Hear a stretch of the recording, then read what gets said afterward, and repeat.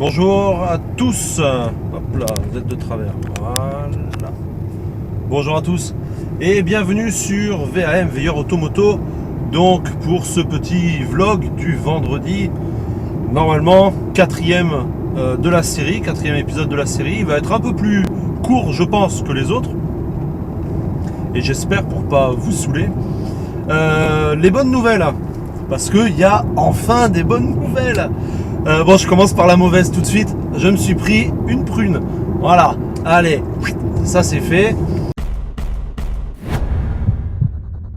Le vlog du vendredi. Donc 100 au lieu de 80 avec cette voiture. Bon, bah, c'est ma faute, hein, voilà, j'ai fait le con. Ça arrive, ça aurait pu être pire, donc bon, ça va.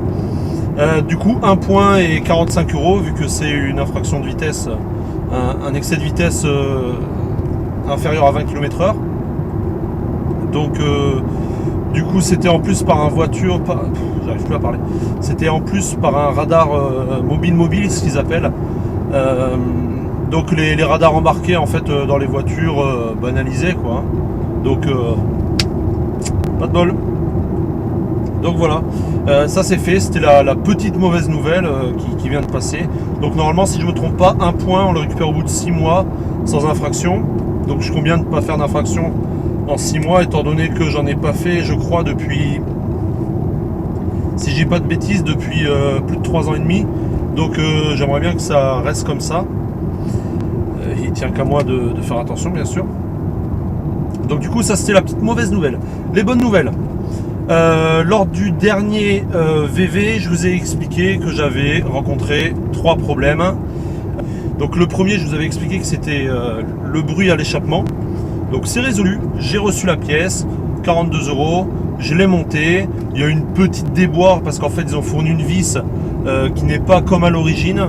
Et du coup ça m'a empiré le bruit. J'ai remis l'ancienne vis, mais avec le cylindre bloc neuf, ça m'a résolu tous mes problèmes. Donc ceux qui sont intéressés, allez voir le tuto qui est déjà en ligne ou qui sera bientôt en ligne. Je ne peux pas vous dire dans quel ordre j'aurai publié au moment où je fais ce montage.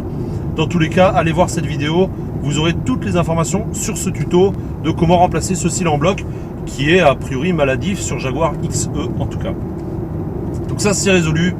Alléluia, un problème de moins. La seconde chose, c'était la rayure sur le pare-choc. Ça n'a pas été fait. Enfin, ça n'a pas été fait. La rayure existe, hein, bien sûr.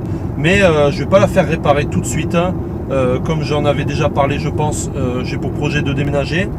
Actuellement, j'ai pas de garage. Et mon premier choix, enfin, l'un de mes premiers critères pour le déménagement, ce sera d'avoir un garage. Enfin, c'est d'avoir un garage et du terrain, ce que j'ai pas actuellement. Donc du coup, je le ferai réparer quand j'aurai un garage et que la voiture dormira au chaud dans le garage. Comme ça, au moins, j'aurai plus trop d'ennuis. Enfin, je réduis beaucoup les risques de rayures si ma voiture dort au garage. Donc du coup, je ferai faire réparer à ce moment-là. Voilà. Et l'autre point, je vous avais parlé, c'était avec la concession Renault dans laquelle j'ai acheté cette voiture, qui m'avait mal fait la révision. Il y avait eu un oubli et il s'était trompé sur l'huile. Donc du coup, j'avais contacté, comme je vous l'avais dit dans le précédent VV, le commercial, l'agent Renault à qui j'ai acheté la voiture. Et du coup, on a un peu discuté, il était vraiment embarrassé. Alors au début, il m'a proposé d'amener ma voiture dans n'importe quelle concession Renault et que le travail sera fait. Et sauf que moi, j'ai déjà fait les travaux chez Jaguar, vu que c'est eux d'ailleurs qui m'ont décelé ces problèmes-là. Et du coup, je lui ai dit, bah, je vais pas l'amener faire une énième révision chez Renault, alors que moi, la voiture, elle sort de Jaguar, et je préfère que ce soit comme ça, quoi. Donc du coup, je lui ai dit, je vous laisse le temps de la réflexion, parce qu'il faut que j'aille chez des clients, patin couffin, enfin bref, les détails, on s'en fout. Il m'a recontacté, et il m'a dit qu'il prenait en charge la totalité de la facture de la révision de Jaguar. Donc, ça fait bien plaisir. C'est-à-dire que moi, cette facture chez Jaguar, je l'avais déjà réglée. Et bien en fait, j'ai reçu dans la semaine un chèque de Renault du montant total de la facture. Donc ils ont pris vraiment la totalité de la facture. Ils ont été cool, hein. Ils auraient pu me rembourser que l'huile moteur et le filtre d'habitacle. Ils ont pris en compte le lave-glace, la main d'œuvre, tout. La facture a été intégralement remboursée. Donc je vous laisse imaginer une facture dans une marque premium, j'allais dire chez Jaguar, mais honnêtement le montant Jaguar est pas plus cher que chez BM ou autre hein, pour une prestation de ce type, c'est-à-dire vidange, filtre, même pas filtre à air, filtre d'habitacle, je crois filtre à huile quand même, les niveaux de lave-glace, de liquide de refroidissement, et c'est tout quoi. Donc c'est pas non plus un truc de fou. En temps normal, je l'aurais fait moi-même. Là, je l'ai fait faire chez Jaguar parce que je voulais que le carnet d'entretien soit tamponné. Mais sinon, en temps normal, je l'aurais fait moi-même et j'aurais économisé beaucoup d'argent parce que c'est quand même une grosse somme. Bah, je peux vous la dire, il n'y a pas de secret, mais c'est plus de 500. Enfin, ouais, bon, j'ai une remise. C'est moins de 500 euros. Voilà. Donc, du coup, bah, Renault m'a remboursé la totalité de cette somme. Et franchement, j'étais sur le cul. J'ai jamais rencontré un seul professionnel, pas que dans l'automobile, dans tous les secteurs d'activité du monde, je n'ai jamais rencontré un seul professionnel qui aurait réagi comme ça. La plupart, soit ils auraient fait l'autruche, soit ils auraient même pas répondu rien, soit ils m'auraient envoyé bouler, paître ou pire. Le mec, il a pris en compte mon problème, il a pris en compte mon mécontentement, il a vu que j'avais réglé le problème et il m'a remboursé. Putain les gars, wow.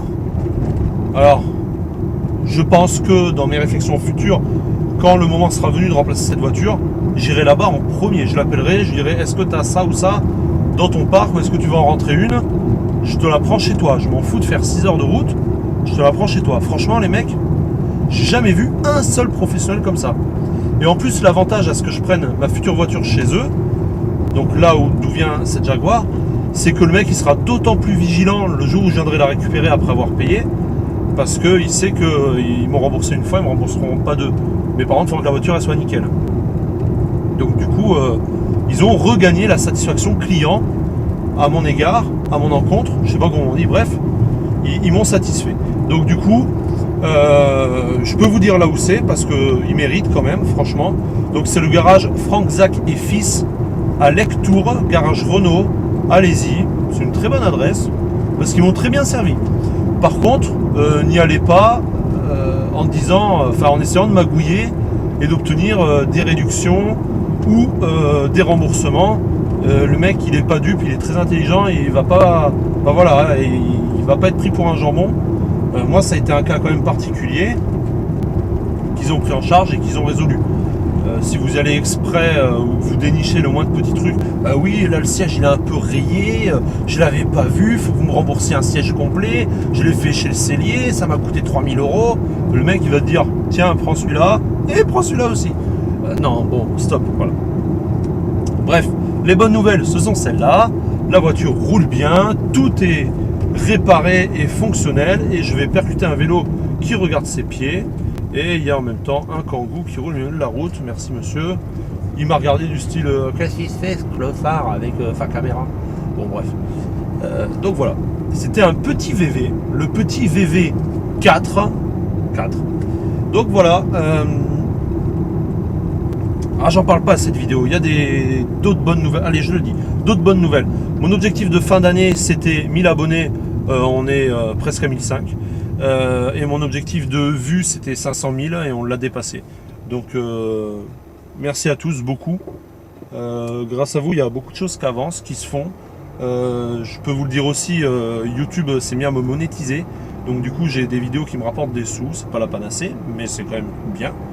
Et également j'ai été contacté par des marques, bon une déjà, pour faire la promotion de leurs produits dans le domaine de l'automobile. Donc on va voir ce que ça donne. On est en pourparlers pour le moment, bien sûr, pour voir combien ils payent. Hein. Tout est une question que de pognon dans notre monde.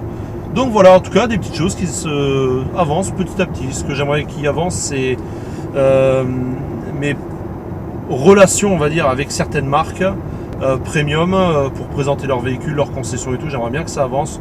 Donc les messieurs du marketing, si vous êtes ici, coucou, n'oubliez pas s'il vous plaît. Et j'ai hâte de discuter avec vous. Voilà, merci à tous. Pensez comme d'habitude, likez, partagez, vous abonnez. À très bientôt. Salut.